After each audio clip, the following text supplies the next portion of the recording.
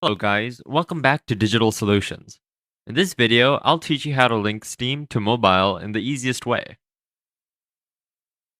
First of all, as you can see, I've logged into my Steam account on laptop or PC. Here I can see a QR code. Now I'll open my Steam application on my phone. And as I opened it, I'll go on SteamGuard.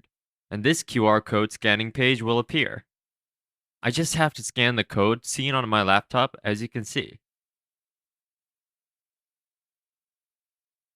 It's linked now, and you can see all the games and everything on my homepage of the Steam mobile app.